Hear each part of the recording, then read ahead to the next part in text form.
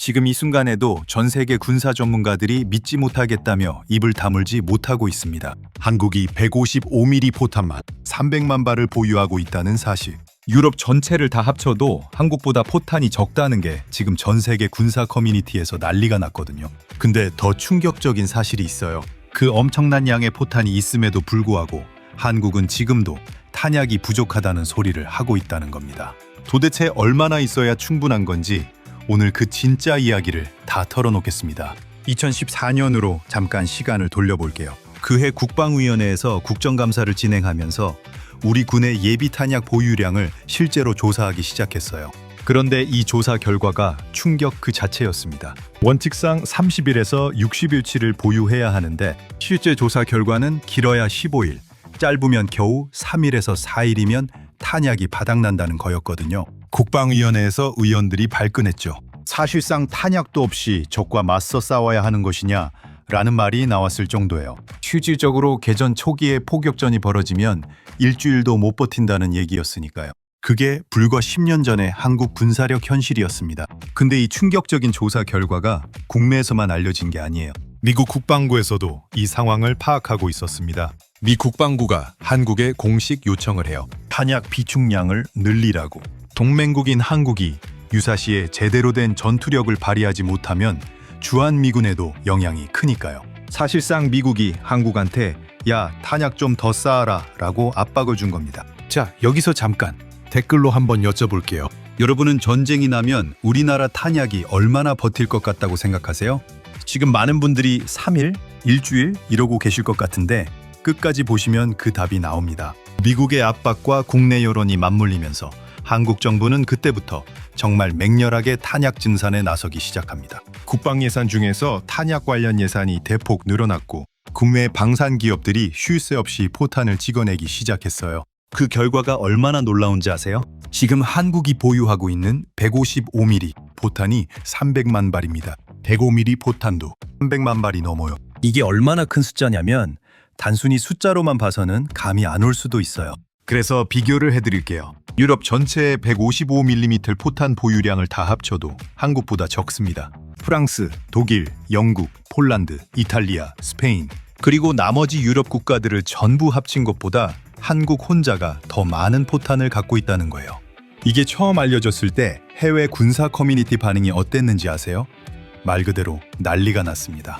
레딧 군사 커뮤니티에서 이 통계가 공유됐을 때 댓글이 수천 개가 달렸어요. 한 유저는 한국은 나토 회원국도 아닌데 나토 전체를 합친 것보다 탄약이 많다는 게 말이 되냐라고 했고, 또 다른 유저는 이게 한국이 우크라이나에 탄약을 지원할 수 있는 이유라고 분석을 올리기도 했어요. 실제로 우크라이나 전쟁 이후 전 세계 포탄 수급이 얼마나 어려웠는지 알고 계시죠? 러시아와의 전쟁에서 우크라이나가 하루에 쏘는 포탄 수가 10,000발을 훨씬 넘는 경우도 있었는데 서방 국가들이 이걸 감당 못해서 난리가 났잖아요. 미국도 비축분을 풀고 유럽도 공장 가동률을 높이고 그래도 부족하다고 아우성이었는데 그 상황에서 한국의 탄약 생산 능력이 전 세계 주목을 받게 된 겁니다. 자, 이제 여기서 반전 포인트 첫 번째가 나옵니다. 한국은 탄약을 그냥 많이 갖고 있는 것만이 아니에요. 생산 능력 자체가 세계 최고 수준이에요. 한화 에어로스페이스, 풍산, LIG 넥스원 같은 국내 방산 기업들이 지금 이 순간에도 풀가동 중인데 그 생산 속도가 미국이나 유럽 주요 국가들 부럽지 않은 수준이에요. 우크라이나 전쟁 초반에 미국 최대 포탄 생산 업체가 연간 14만 발 수준이었거든요. 근데 한국은 그걸 훨씬 웃도는 생산 능력을 이미 갖추고 있었던 거예요. 일본에서는 이 내용이 알려지면서 야후 재팬 뉴스에 관련 기사가 대대적으로 올라왔어요. 댓글 반응이 아주 뜨거웠는데 가장 많은 추천을 받은 댓글이 25,000개 추천을 받았어요. 내용이 뭐냐면 한국의 탄약 생산 능력이 일본 자위대 전체 보유량을 능가할 수 있다는 게 충격적이다. 우리는 탄약 부족 문제를 아직도 해결 못하고 있는데 라는 댓글이었거든요. 그 다음으로 많은 추천을 받은 댓글은 15,000개 추천으로 이래서 한국이 우크라이나 지원 문제에서 미국이 눈치를 보는 나라가 된 거다. 탄약 패권이 바뀌고 있다는 내용이었어요. 일본은 지금 군비 증강을 역대급으로 추진 중이잖아요. 기시다 정권 때부터 방위비 2배 증액을 선언하고 난리였는데 정작 실제 탄약 비축이나 생산, 인프라 면에서는 한국에 한참 뒤처져 있다는 평가가 일본 내에서도 나오고 있는 상황입니다. 일본 방위성에서도 탄약 비축이 심각하게 부족하다는 고고서가 내부적으로 나왔다는 게 일본 언론을 통해 보도됐을 정도예요. 그럼 한국이 이렇게 탄약을 많이 갖게 된 배경엔 뭐가 있냐? 여기서 두 번째 반전 포인트입니다. 한국이 이렇게 어마어마한 탄약을 보유하게 된 데는 북한이라는 변수가 있어요. 북한 포병의 규모를 아세요? 북한은 세계에서 손꼽히는 포병 대국이에요. 장사정포가 서울을 직접 겨냥하고 있고 그 수가 수천 문에 달해요. 개전 초 단 몇 시간 만에 엄청난 양의 포탄이 쏟아질 수 있는 구조거든요. 그래서 한국은 이에 대응하기 위해 압도적인 화력과 탄약 비축이 반드시 필요했던 겁니다. 북한의 장사정포 도발이나 포격 도발이 있을 때마다 한국이 대응 사격을 하는데 실제 전면전이 벌어진다면 그건 초기부터 포병전이 될 가능성이 아주 높아요. 우크라이나 전쟁에서도 봤잖아요. 결국 포탄 싸움이 되더라고요. 드론도 중요하고 미사일도 중요하지만 실제로 전선을 유지하고 적의 전진을 막는 건 포병이고 포탄이에요. 그래서 한국은 지속적으로 탄약 비축을 늘려왔는데 문제는 여기서 또 반전이 있어요. 이게 세 번째 반전 포인트입니다. 포탄이 300만 발이 넘고 생산 능력은 세계 최고인데 그럼 이제 목표인 30일치는 채웠을까요? 못 채웠습니다. 10년이 넘도록 30일치 목표를 못 채웠어요.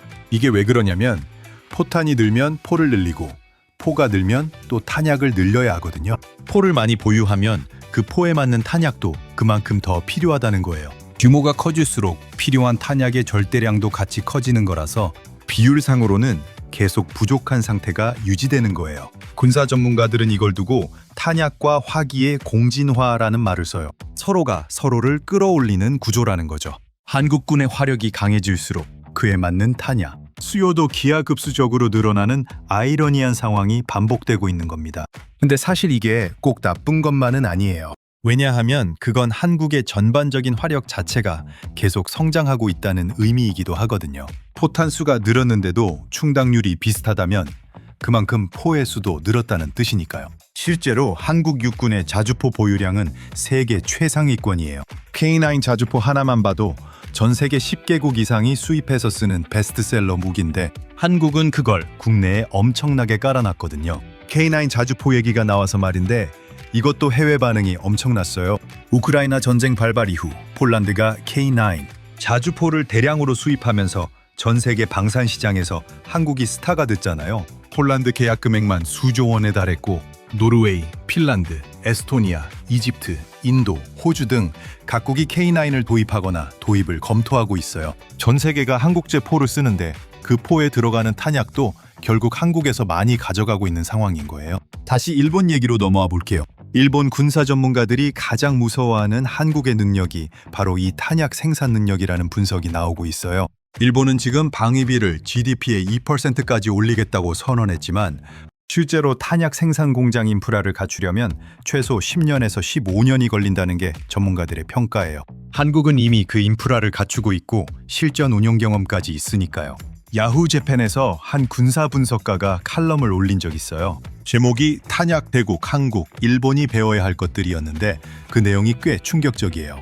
요약하면 한국은 냉전 이후에도 지속적인 안보 위협 속에서 실제 전쟁을 대비한 군비를 유지해 왔기 때문에 유사시 실질적인 전투 지속 능력이 일본보다 훨씬 뛰어나다는 거예요. 일본 자위대가 가진 무기들이 좋기는 한데 실제 장기전을 버티기 위한 탄약 비축이나 소모품 재고는 매우 취약하다는 지적이었어요. 이 칼럼에도 댓글이 엄청 달렸는데 일본 누리꾼들 반응이 흥미로워요. 일부는 인정할 건 인정해야 한다. 한국의 방산 능력은 이미 우리를 넘어섰다 라는 반응이 있었고 또 일부는 그래도 기술력은 일본이 위라며 방어적인 반응을 보이기도 했어요. 그런데 눈에 띄는 댓글이 있었어요. 지금 문제는 탄약이 있느냐 없느냐가 아니라 실제로 쓸 수 있느냐다. 한국은 실전 운용 체계가 잡혀 있고 우리는 아직도 법적으로 묶여 있다는 댓글이었는데 이게 꽤 많은 공감을 받았어요. 맞는 말이에요. 일본은 헌법 구조와 각종 방위 관련 법령 때문에 실제로 선제 타격이나 적 기지 공격 능력 같은 걸 갖추는데 정치적으로 엄청난 논란이 있잖아요. 한국은 그런 제약 없이 실전 운용에 최적화된 구조를 이미 갖추고 있는 거고요. 이제 탄약 문제를 좀 더 거시적인 시각에서 볼게요. 우크라이나 전쟁이 시작되고 나서 전 세계가 탄약이 곧 국력이라는 사실을 다시 한번 깨달았어요. 아무리 최첨단 무기가 있어도 탄약이 없으면 무용지물이잖아요. 미국이 우크라이나에 포탄을 엄청 지원했는데도 부족하다고 했고, 유럽도 자기들 비축분을 꺼내줬다가 자국 방어 능력이 걱정된다는 말이 나왔잖아요. 그 와중에 한국은 어마어마한 탄약 재고를 유지하면서도 일부를 우회, 지원하는 방식을 논의하는 위치에 있었던 거예요. 실제로 한국 정부는 155mm 포탄을 미국에 판매하고 미국이 그걸 우크라이나에 지원하는 방식을 취했어요. 직접 지원은 아니지만 사실상 우크라이나 전쟁을 지탱하는 탄약 공급망에 한국이 들어와 있는 거죠. 이게 국제사회에서 한국의 위상을 완전히 바꿔놨어요. 전 세계 군사 전문가들이 이제는 한국을 단순한 동아시아 중견국이 아니라 전 세계 탄약 공급망의 핵심 국가로 보기 시작했거든요. 미국 싱크탱크들도 한국의 방산 역량을 재평가하는 보고서들을 쏟아냈어요. 그중에서 CSIS, 즉 전략국제문제연구소에서 낸 보고서에서는 한국을 인도태평양에서 미국의 가장 중요한 방산, 파트너 중 하나로 평가하기도 했어요. 이 흐름에서 한국 방산 주식들이 어떻게 됐는지 아세요? 한화에어로스페이스, 현대로템, 라이넥스원 같은 종목들이 수직 상승했어요. 불과 몇 년 전만 해도 관심받기던 종목들이 지금은 기관들이 앞다퉈 담는 핵심 종목이 됐거든요. 방산은 이제 성장 산업이 된 거예요. 그럼 앞으로는 어떻게 될까요? 한국은 지금도 탄약 생산 능력을 계속 늘리고 있어요. 정부가 탄약 관련 예산을 지속적으로 확대하고 있고, 민간 방산 기업들도 공장 증설에 대규모 투자를 하고 있어요. 30일치 목표가 아직 안 채워졌다고 했잖아요. 그 목표를 채우려면 앞으로도 몇 년은 더 걸릴 텐데, 역설적으로 그게 한국 방산 산업이 계속 성장할 수 있는 동력이 되는 거예요. 또 한 가지 중요한 포인트가 있어요. 탄약은 그냥 창고에 쌓아두면 되는 게 아니에요. 포탄도 유통기한이 있고 정기적으로 교체하거나 소진해야 해요. 훈련 때 쓰기도 하고 수출도 하고 노후화된 건 폐기도 해요. 그 사이클이 돌아가면서 항상 새로운 포탄을 생산해야 하는 구조거든요. 그래서 탄약 산업은 한번 인프라가 구축되면 지속적인 수요가 보장되는 사업이에요. 지금 전 세계적으로 재무장 바람이 불고 있잖아요. 네이토 국가들이 방위비를 올리고 아시아, 태평양 국가들도 국방력 강화에 나서면서 포탄 수요가 폭발적으로 늘고 있어요. 그 수요를 공급할 수 있는 나라가 많지 않은데 한국이 그 자리를 꿰차고 있는 거예요. 2014년에 국감에서 탄약도 없이 싸우냐며 충격을 줬던 나라가 10년 만에 유럽 전체를 합쳐도 당해낼 수 없는 탄약 대국이 됐다는 게 정말 대단한 일이잖아요. 그것도 조용히, 묵묵히 이뤄낸 거예요. 군사적으로만 의미 있는 게 아니에요. 이건 한국 제조업의 저력을 보여주는 거예요. 반도체, 자동차, 조선, 배터리에 이어 방산까지. 한국이 한번 집중하면 어느 분야에서든 세계 최고 수준을 만들어낸다는 걸 탄약 산업에서도 증명하고 있는 거거든요. 근데 여기서 여러분께 한 가지 질문을 드리고 싶어요. 탄약이 세계 최고 수준이고 생산 능력도 최상위권인 한국. 하지만 아직도 30일치 목표를 못 채우고 있잖아요. 여러분은 한국의 탄약 30일치 목표가 언제쯤 달성될 수 있을 것 같다고 생각하세요? 5년 안에? 10년 안에? 아니면 애초에 달성 자체가 불가능한 목표인 건지 댓글로 여러분의 생각을 적어주세요. 군사 전문가분들 계시면 더 깊은 분석도 부탁드립니다. 오늘 내용 정리해드릴게요. 2014년 국감에서 드러난 충격적인 탄약 부족 실태, 미국 국방부의 공식 요청, 그 이후 10년간 이뤄낸 탄약 증산, 지금은 155mm 포탄 300만 발, 155mm 포탄 300만 발 이상, 유럽 전체를 합친 것보다 많은 보유량, 세계 최고의 생산 능력, 그리고 그럼에도 불구하고 여전히 30일치 목표를 못 채우는 아이러니한 현실까지. 이게 한국의 현재 군사력 이야기예요. 겉으로 보이는 것보다 훨씬 강하고 훨씬 복잡하고 훨씬 역동적인 나라가 한국입니다. 오늘 영상 어떠셨나요? 이런 군사 방산 관련 콘텐츠 더 보고 싶으신 분들은 구독과 좋아요 꼭 눌러주세요. 알림 설정까지 해두시면 이런 심층 분석 영상이 올라올 때마다 바로 받아보실 수 있어요. 다음 영상에서 또 만나겠습니다.